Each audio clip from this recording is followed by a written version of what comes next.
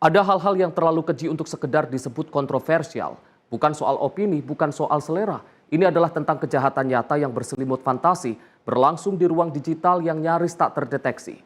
Grup Facebook bernama Fantasi Sedarah bukan hanya sekedar tempat bertukar pikiran, tapi telah menjelma menjadi ruang gelap yang merayakan penyimpangan, pelecehan, bahkan kekerasan seksual terhadap anak dan perempuan. Dengan lebih dari 32.000 anggota, grup ini sempat eksis cukup lama sebelum akhirnya ditutup. Pertanyaannya, bagaimana grup sebesar itu bisa lolos dari radar pengawasan? Siapa yang seharusnya bertanggung jawab? Platform, penegak hukum, atau kita semua sebagai masyarakat digital?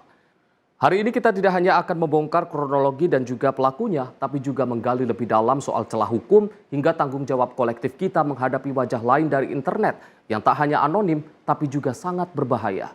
Bersama saya Arif Rifai, inilah Sinpo Editorial, mengusut grup mesum di Facebook.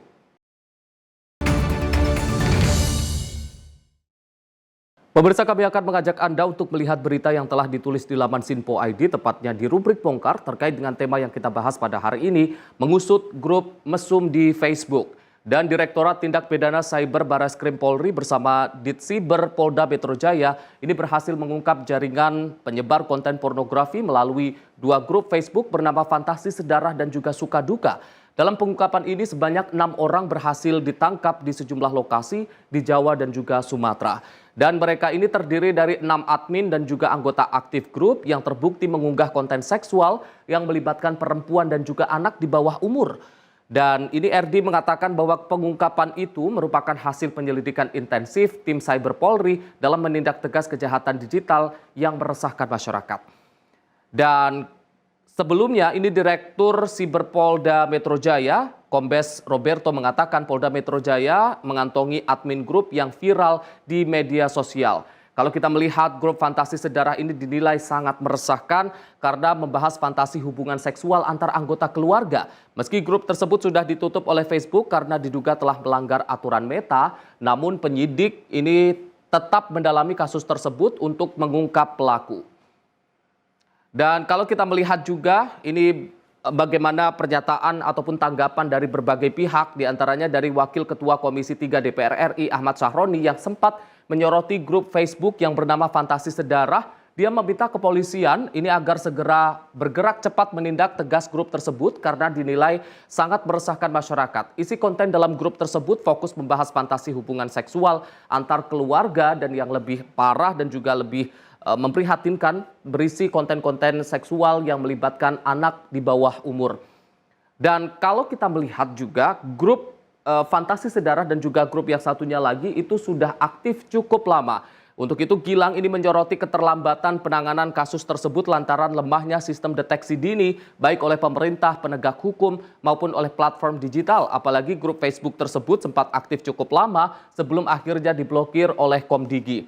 Munculnya grup yang menyebarkan penyimpangan tersebut menunjukkan lemahnya pengawasan cyber di Indonesia. Gilang mendesak ini forensik digital untuk segera mengidentifikasi seluruh pelaku dan juga korban yang gambarnya tersebar melalui postingan di grup Fantasi Sedarah. Ia menekankan pentingnya perlindungan terhadap korban yang sempat terpublish di grup ini. Yang lebih parahnya lagi, banyak di antara korban-korban tersebut masih di bawah umur. Ini menjadi perhatian kita semua. Dan pemirsa, kami akan mengajak Anda untuk membahas lebih mendalam terkait dengan pengusutan grup mesum di Facebook bersama dengan Redaktur Pelaksana Sinpo ID Bayu Primanda. Pemirsa, saat ini kami sudah bersama dengan Redaktur Pelaksana Sinpo ID Bayu Primanda Putra untuk membahas tema kita pada hari ini terkait dengan pengusutan grup mesum di Facebook. Mas Bayu, apa kabar Mas? Baik. Sehat Mas? Sehat. Mas Bayu, jagat media sosial kita kembali dihebohkan dengan satu grup yang bisa dikatakan lebih dari kontroversi, tapi juga ini mengandung kekejian karena memang ini memuat konten-konten yang bisa dikatakan ini incest dan lebih parahnya lagi ada konten-konten yang melibatkan anak di bawah umur. Kalau melihat penemuan ini Mas, Sinpo ID melihatnya seperti apa? Ya, ini sebuah fakta yang terjadi di tengah masyarakat kita, tapi kita juga sangat-sangat prihatin melihatnya ya. Oleh karenanya Sinpo ID mencoba untuk menyampaikan kepada masyarakat bahwasanya ini adalah hal yang tabu yang sangat-sangat tidak layak untuk kemudian bisa diakses ke publik. Berarti secara nggak langsung, sebagaimana kita lihat dalam prosesnya ini kan melibatkan media yang ada di sosial media ya. Jadi sebetapa berbahayanya sebuah sosial media yang kemudian bisa memberikan dampak cukup signifikan untuk di mana para pelaku pedofilia dan juga pelaku incest ini kemudian bisa dengan seenaknya menyebarkan identitas korban, termasuk juga dengan cerita-cerita yang entah kita juga belum tahu apakah itu cerita karangan atau beneran yang terjadi, tapi setidaknya cerita-cerita itu yang dibagikan yang kemudian terus diglorifikasi dan ini sangat-sangat disayangkan. Kita bersyukur sejauh ini sudah 6 orang ditangkap ya dan sudah diproses hukum. Kita harap ke depan aparat kepolisian bisa menindak seluruh pelaku yang terlibat dalam proses penyebaran informasi terkait masalah pornografi yang melibatkan anak seperti ini. Mas Bayu, kalau ini yang menjadi pertanyaan adalah grup ini beranggotakan puluhan ribu, bahkan lebih dari 32.000 anggota aktif yang sudah aktif cukup lama. Yang menjadi pertanyaannya adalah apakah ini menunjukkan bagaimana kelemahan atau pengawasan terhadap ruang cyber kita yang cukup lemah sehingga grup semacam ini yang berisi kekerasan seksual terhadap anak kecil yang ini kita tahu merupakan salah satu bentuk pelanggaran berat tapi bisa cukup aktif cukup lama, Mas. Ya ini kita coba menanyakan oleh sejumlah pakar ya, termasuk pakar sosial media yang selama ini juga memperhatikan dunia sosial media yang ada di Indonesia ya. Berarti secara nggak langsung sosial media yang dijadikan platform untuk kemudian menyebar konten-konten berisi pornografi yang melibatkan anak, berarti secara nggak langsung sosial media tersebut juga menunjukkan adanya kelemahan dalam proses moderasi. Berarti secara nggak langsung ketika mereka menyebarkan konten, cerita yang intinya itu melakukan incest atau enggak fantasi sedara sebagaimana nama grupnya sendiri, berarti secara nggak langsung ada lemahnya pengawasan dari penyedia platform untuk kemudian para pelaku pun bisa bebas memberikan informasi bahkan sampai identitas. Ini yang sangat-sangat disayangkan ya. Identitas, foto korban untuk kemudian dibagikan ceritanya sedemikian rupa dan dikomentari dengan ya sangat miris juga ya. Kita sebagaimana kita tahu dan ya beruntungnya sejauh ini grup tersebut sudah ditutup, tapi tidak menutup kemungkinan ada grup-grup serupa yang juga nggak jauh berbeda isinya. Dan ini yang kita harapkan kemudian aparat kepolisian bisa melihat masalah ini dan bisa menuntaskan masalah ini sampai ke akar-akarnya. Jadi nggak cuma sekedar admin grup yang ada 6 orang tersebut saja, tapi juga pelaku-pelaku lain yang masih bercokol di grup-grup yang lain gitu kan. Karena memang ini mungkin bisa dikatakan fenomena gunung es ya. Ketika ada sebuah katakanlah itu penyakit di tengah masyarakat yang sedang ditindak, berarti secara nggak langsung dalam komunitas yang mereka himpun dan itu juga ada sekian ribu pengikutnya, nggak menutup kemungkinan ada grup serupa yang juga punya angan-angan atau enggak fantasi yang sama seperti itu. Oke. Mas Bayu, kita akan lanjutkan lagi perbincangan kita usai jeda pariwara. Pemirsa jangan kemana-mana, usai jeda kita akan kembali lagi. Tetaplah bersama kami di Sinpo Editorial.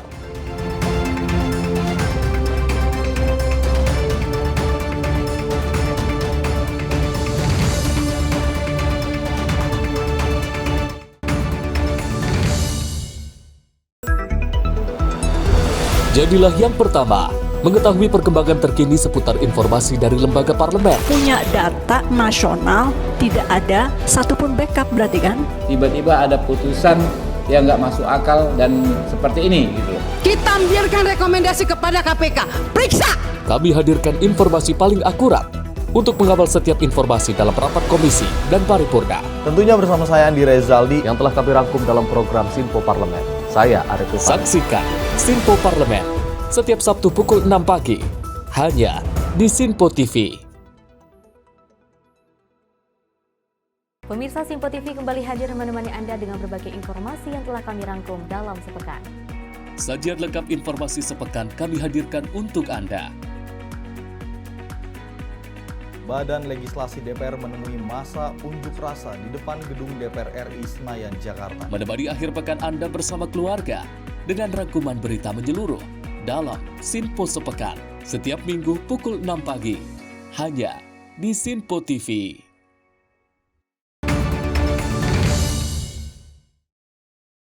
Pemirsa, Anda kembali menyaksikan Sinpo Editorial, masih membahas tema kita pada hari ini terkait dengan pengusutan grup mesum di Facebook. Mas Bayu, kita lanjutkan lagi perbincangan kita, Mas.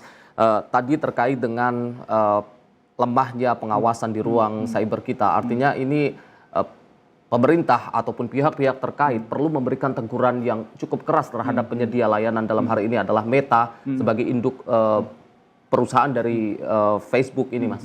Ya memang hal ini harus dilakukan ya, karena penyebaran konten pornografi apalagi ini melibatkan anak. Tentunya ini sangat-sangat berimplikasi negatif. Bila seandainya memang pihak-pihak yang diposting di grup tersebut, korban-korban yang diposting di grup tersebut. Karena setahu saya itu nggak cuma anak-anak aja ya, juga ada beberapa orang dewasa yang kemudian disebar fotonya dan kontak personnya, terus ada identitasnya lah bahasanya. Itu juga tentunya bila seandainya mereka mendapatkan perlakuan yang secara tiba-tiba dilakukan oleh orang yang tidak dikenal dan itu sangat-sangat, ya anggaplah itu sebuah pelecehan. Berarti secara nggak langsung korban yang sudah disebar sebar identitasnya itu juga menjadi incaran tersendiri buat para pelaku yang dalam tanda kutip anggotanya dalam grup tersebut pun ribuan. Gak menutup kemungkinan ketika ini sudah selesai ditutup, orang ada yang sudah menyimpan kontaknya atau enggak identitasnya untuk kemudian melakukan fantasi itu. Ini yang sangat-sangat berbahaya ya. Kita harapkan ada perlindungan lebih yang diberikan oleh aparat untuk kemudian masyarakat juga bisa saling menjaga, termasuk dalam skup yang paling kecil di keluarga bisa saling menjaga untuk kemudian setidaknya mengawasi apa yang diakses oleh anggota keluarganya yang ada, terutama yang berkaitan dengan sosial media. Dan ini sangat-sangat kita harapkan tidak hanya aparat kepolisian saja yang bekerja ya, juga stakeholder sampai masyarakat dan golongan yang paling kelompok paling kecil sampai tingkat keluarga pun juga bisa memberikan proteksi kepada anggota keluarganya agar bisa terhindar dari tindakan-tindakan, salah satunya ya termasuk pelecehan dan kasus pornografi. Mas, kalau kita melihat tadi juga sempat dikatakan bahwasannya ini seperti fenomena gunung es, artinya yang ada di grup tersebut itu yang terlihat di permukaan, tidak menutup kemungkinan di bawahnya atau yang tidak terekspos terkait dengan kasus tadi sedarah atau yang lebih parah lagi terkait dengan kekerasan terhadap anak di bawah umur ataupun perempuan itu masih banyak terjadi, dan lebih parahnya lagi juga itu dilakukan oleh orang-orang terdekat dari korban.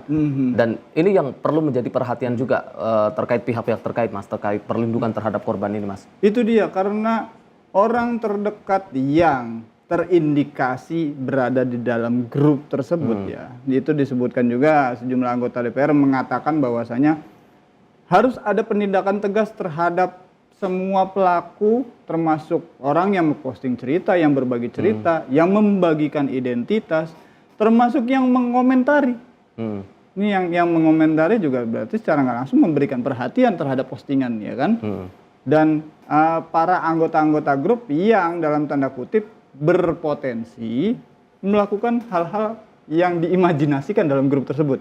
Nah ini yang tentunya kita harap bisa kemudian aparat kepolisian memberikan solusi dan tindakan yang terukur untuk kemudian menindak para pelaku-pelaku maupun anggota-anggota grup yang terlalang itu ya. Karena memang bila seandainya hal ini kurang dilakukan, berarti secara nggak langsung nggak menutup kemungkinan akan terjadi sebuah kasus pelecehan di kemudian hari akibat adanya penyebaran identitas korban di dalam grup tersebut.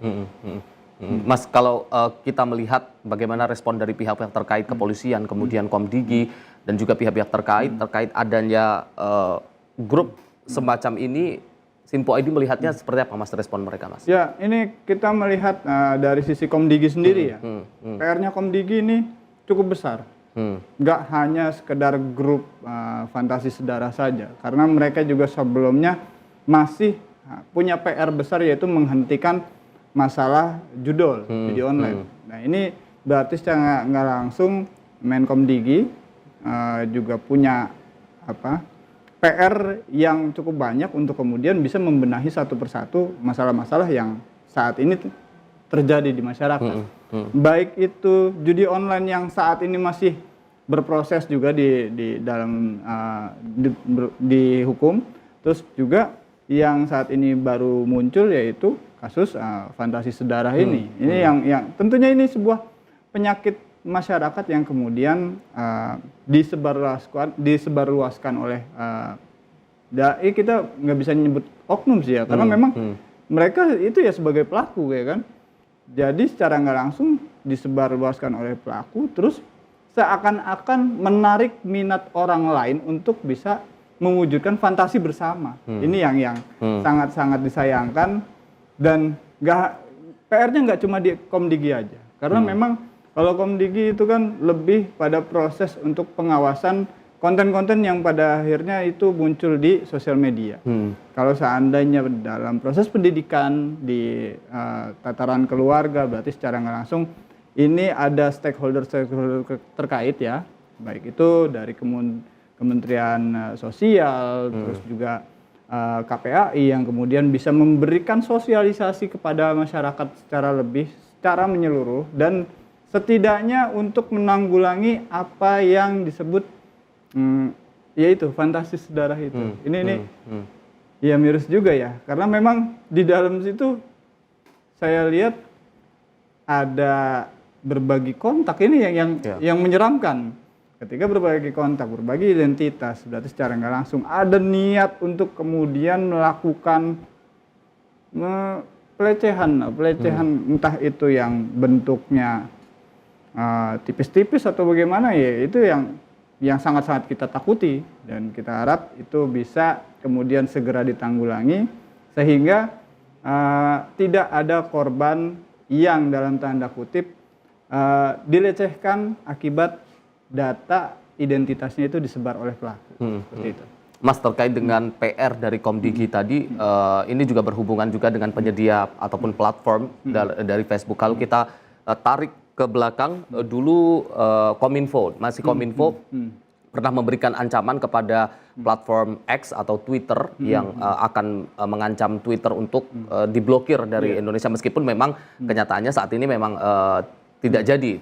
Apakah perlu teguran yang cukup keras terhadap Facebook ataupun Meta sebagai induknya ini, karena memang kita tahu ini terbukti pelanggaran kekerasan terhadap seksual, apalagi anak di bawah umur itu menjadi pelanggaran yang cukup berat di Indonesia, Mas. Teguran apa yang pantas untuk Facebook, ataukah memang diblokir, atau apa yang perlu agar menjadi catatan untuk Facebook di Indonesia ini, Mas? Mungkin bisa dijawab nanti setelah jeda. Pemirsa jangan kemana-mana.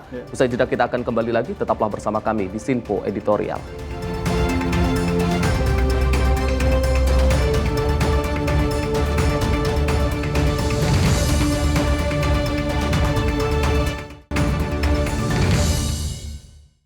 Halo, selamat pagi pemirsa Sinpo TV. Selamat pagi Andi. Selamat pagi, Fen. Beragam informasi terbaru hadir menemani Anda sebelum memulai hari. Itu memang dari Menteri Perhubungan juga mendukung, Betul. dari Menteri Keuangan juga mendukung, dan kita sebagai masyarakat pun juga Harus mendukung. Mengangkat isu yang tengah menjadi pembicaraan paling hangat. Semarakan pagi Anda bersama Menyapa Pagi. Setiap Senin hingga Jumat pukul 6 pagi.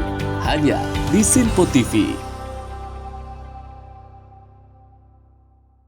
Halo, selamat malam pemirsa. Senang sekali rasanya kami mengisi ruang informasi Anda. Akhiri aktivitas Anda dengan rangkuman perkembangan peristiwa yang terjadi sepanjang hari. Sebelumnya kita saksikan ada sekitar 3.000 tamu undangan, sementara di Ibu Kota Nusantara ini ada sekitar 2.000 tamu undangan. Rangkaian informasi nasional dan mancanegara dirangkum sebagai penutup hari dalam Menyapa Malam. Setiap Senin hingga Jumat pukul 8 malam, hanya di Sinpo TV.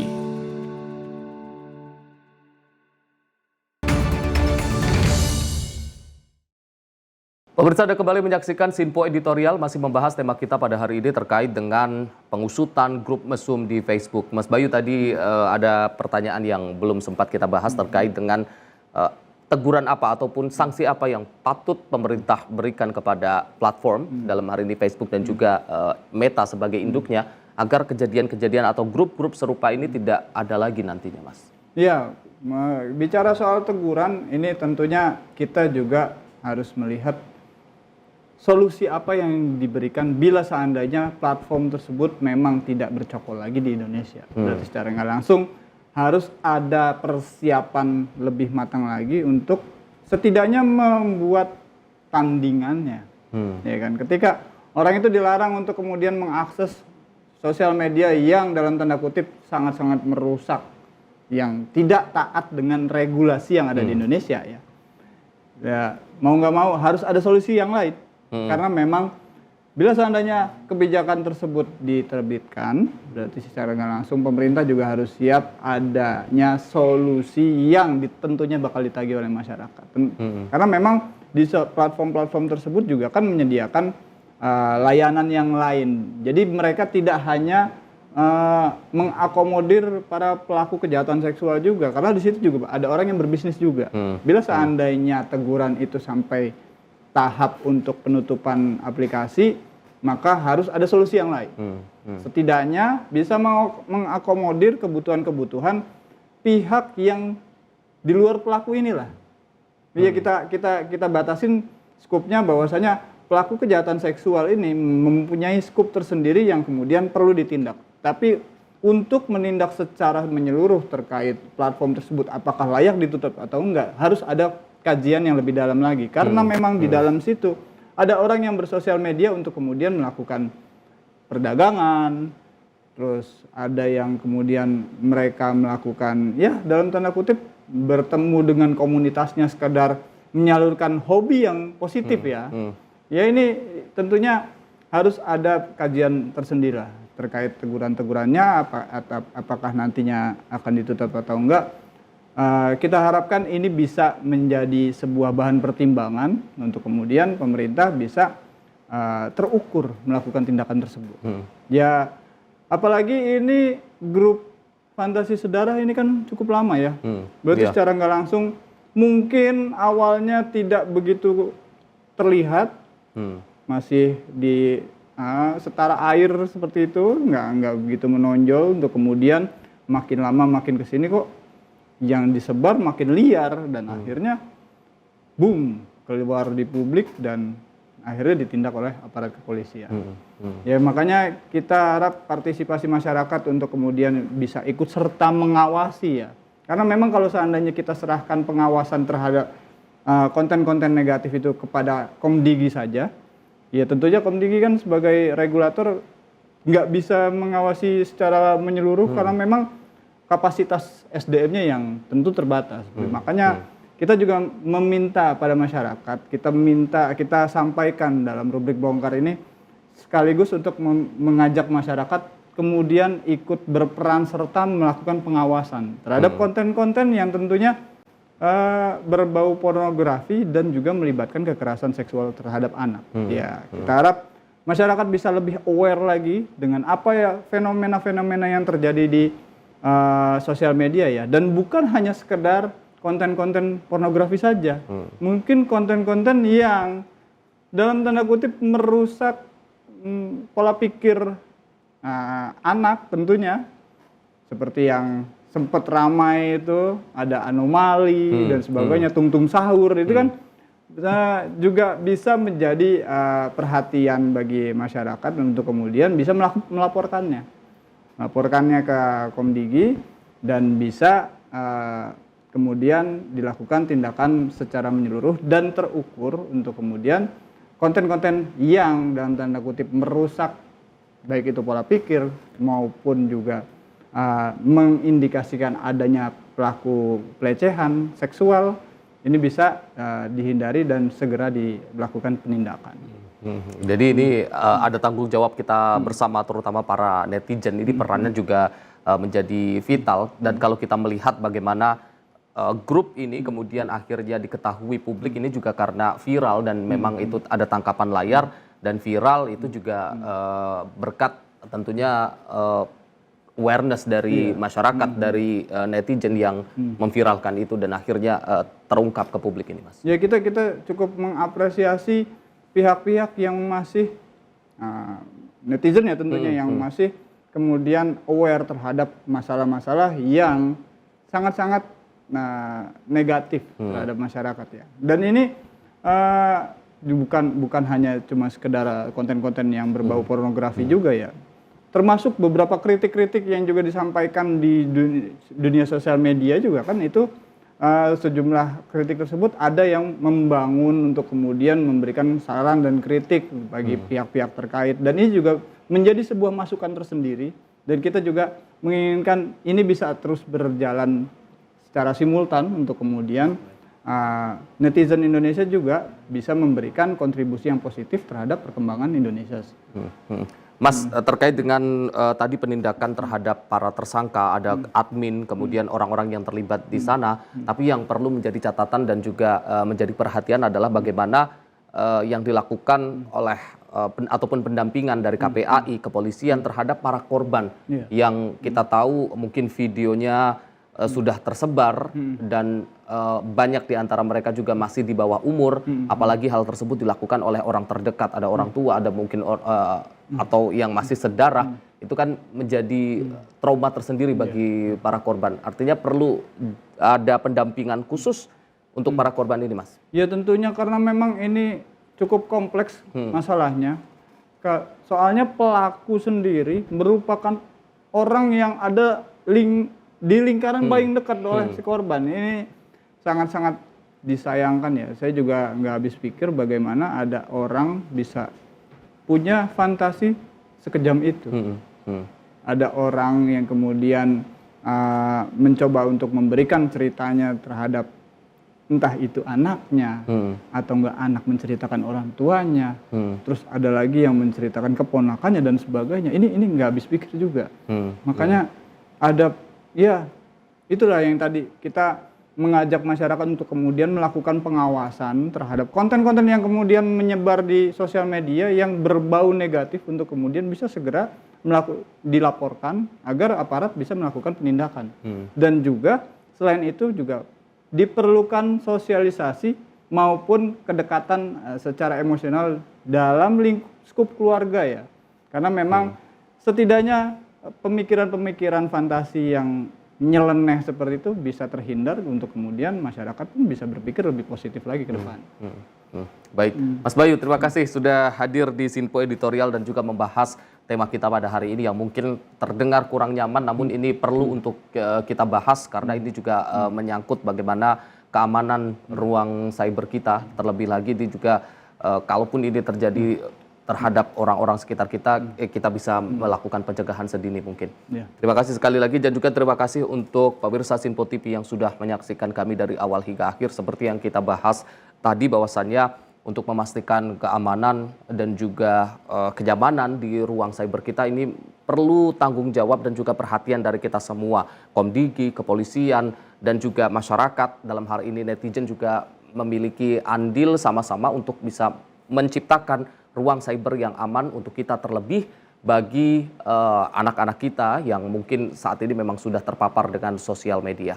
Mudah-mudahan dengan adanya kasus ini menjadi membuka wawasan kita bahwasannya media sosial tidak selalu terkait dengan hal-hal yang menghibur, tapi ada hal-hal yang mungkin sedikit mengganggu, bahkan bisa dikatakan sedikit menjijikan, dan ini menjadi tanggung jawab kita bersama untuk mengawasi dan juga memastikan bahwa ruang cyber kita bisa aman untuk kita semua.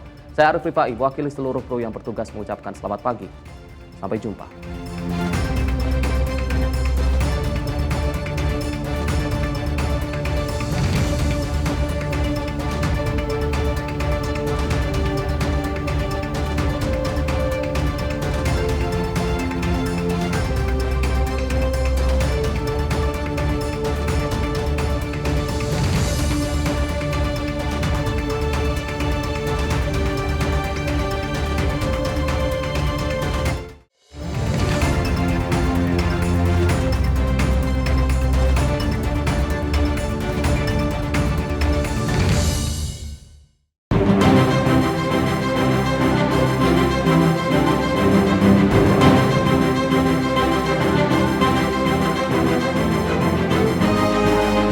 Simpo TV, News, Sport, Entertainment.